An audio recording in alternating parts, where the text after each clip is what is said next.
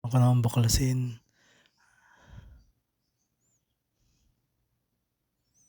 Sige, baklas, ikot, tornilyo.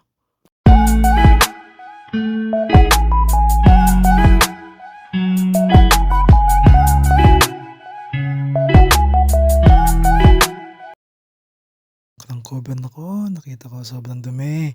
Naman. Ayan, hinawakan ko yung bell, mainit pala. Napaso ko, kaya ang ginawa ko yan. Tapos yung bell, tinanggal ko na. Torque drive yan, medyo kasi kalawang na yung pinagkakapitan ng torque drive. Kaya yan, binaklas ko pa manual. Pagpa-power tools kasi ginamit minsan nalo-lost thread. Pa-manual muna tayo, makakalikot. Base, madumi, pulley, yan, tinatanggal ko yung pulley yan. Makikita mo yung pulley tsaka yung bola, ang dumi.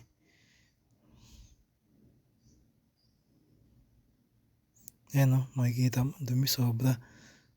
Gawin ko na ng Kobe CVT cleaner, yan, nagbabagsakan lahat ng yan, kinuskus ko pa yung kalawang, sobra kapal ang kalawang. Yan na, hindi kayo obra kay Kobe. Bagsakan lahat nasa baba lahat ng dumi. Yan na. Ako na yung baba kasi para malinis. Yan, mga sulok-sulok. Yan, sulit na malinis kay Kobe. Talagang makikita mong malinis. Pulley, drive face, lining, torque drive, yan.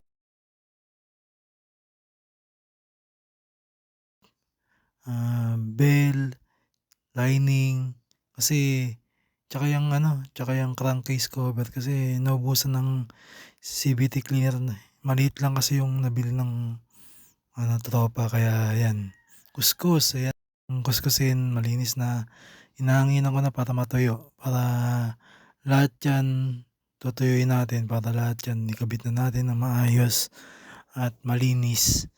Kasi kailangan kung may magpapagawa at maayos para pag kinuha yung motor sa'yo, napapangiti na lang. Yung ngiti na alam mong satisfied sila at nagandahan sila sa gawa mo. Lahat, okay na.